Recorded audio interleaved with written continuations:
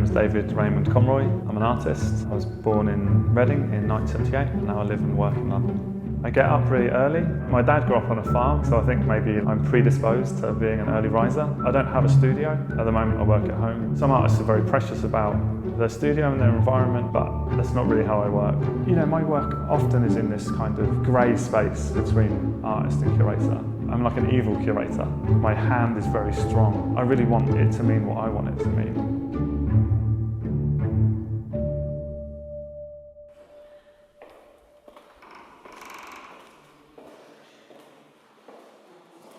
Here we are at 17 Gallery in your current show, Retail Space. You told me about your idea to generate changes. Could you tell me more about the show here?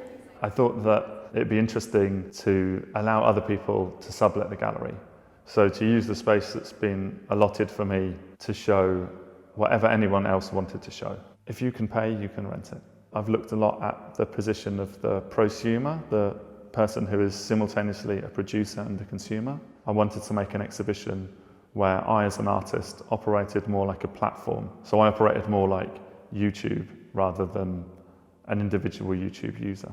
So what is the question you're addressing here? Is it okay to earn money from art if it's not from the sale of discrete art objects? It's quite interesting in light of your practice. You have a very strong voice as an artist, yeah. But here you are giving your voice to somebody else all the time and without even aesthetic value. I feel happy that it's an entirely dematerialized artwork.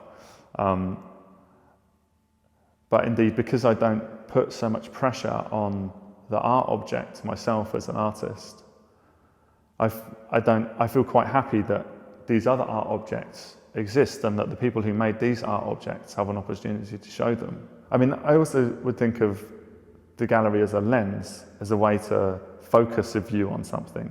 Perhaps artwork doesn't always have to be explained.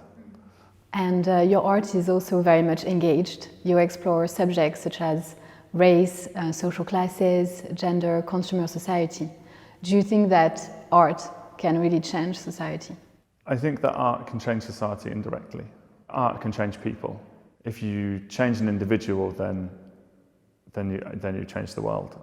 I loved when you talked about frictions, and I wonder why you're choosing negativity as an angle in your practice. Love is kind of the absence of critique. There's not so much you can say about the things that you love or that you find beautiful, or at least I don't know that if I have so much to say about those things.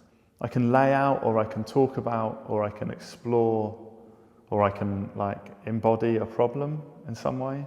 And maybe this can allow the audience to be in a kind of critical position. Maybe we might find a solution together.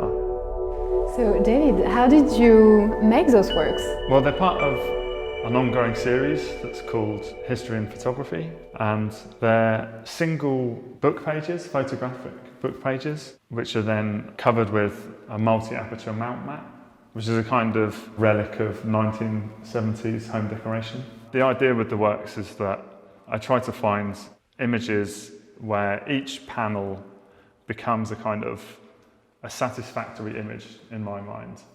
We can put together these pieces and we can try and get a kind of full picture, but we have to make up the gaps in between. I think that these are more like a kind of guide to the way that I work. So I think that I'm more interested in this idea that no single viewpoint is the real viewpoint. What is the story behind those two photographs? Actually, these photographs are not taken by me.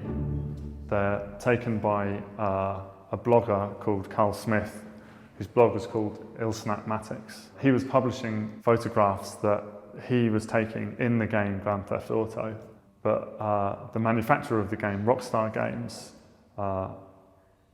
exerted copyright over those images. But it seems more like a shared authorship in real. Yes. They both had a role to play. I thought that I could see a legitimate claim on both people's part.